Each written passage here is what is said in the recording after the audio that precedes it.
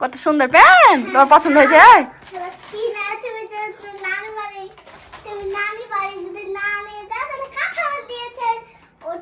আচ্ছা তুমি দাঁড়াও, আসলে সামনে বুঝাতে চাইছে কালকে না পরশুদিন নানি বাড়ি যাওয়ার জন্য অনেক জেদ ধরেছিল, তো নিয়ে যায়নি খো।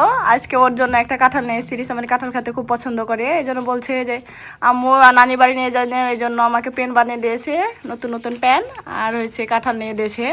রিসামনি অনেক খুশি। তোমার কাঁঠালটা কই?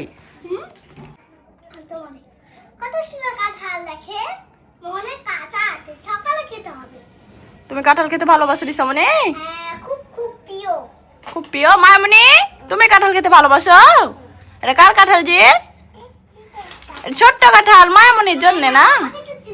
কি হয়েছে রিসামনি? নানি বাড়িতে আর যেতে হবে না? কয়েকদিন পরে নিয়ে যাব, হ্যাঁ? যখন আবার তোমার ছুটি দেবে তখন নিয়ে যাব, হ্যাঁ আম্মু? এখন আমি অসুস্থ, কাল থেকে এত পরিমাণে শরীর খারাপ লাগছে, কি বলবো বলারও বাইরে। রাতে অনেক জ্বর ছিল আমার, সকালে একটু মনে আরাম লাগছে, এখন একটু ভালো লাগছে শরীরটা।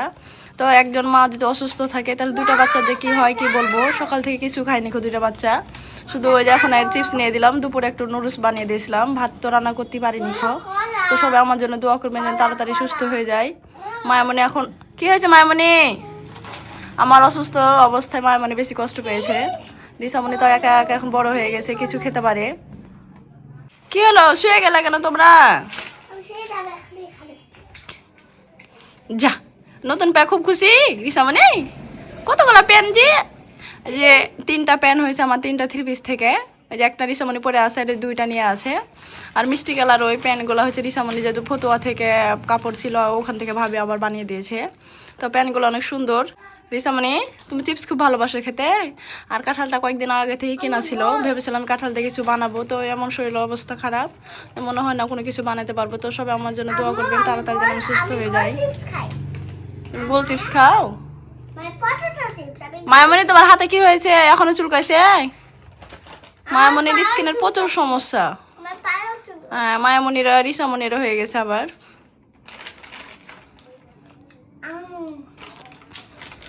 এই চিপস খেতে হবে না, চিপস হচ্ছে মুখরোচক, জানো? কিছু থাকছে, অন্য খাবার খেতে হবে।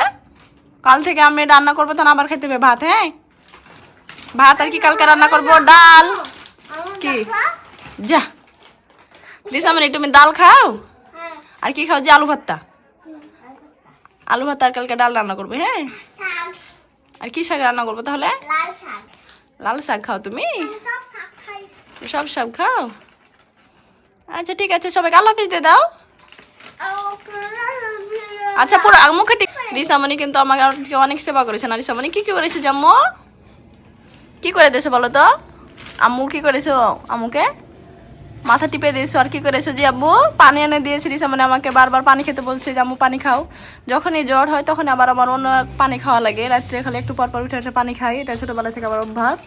রিসামনি তো সেরকমই করে, রিসামনিদের যদি একটু জ্বর হয় তাও একটু পর পর পানি খেতে চাইবে।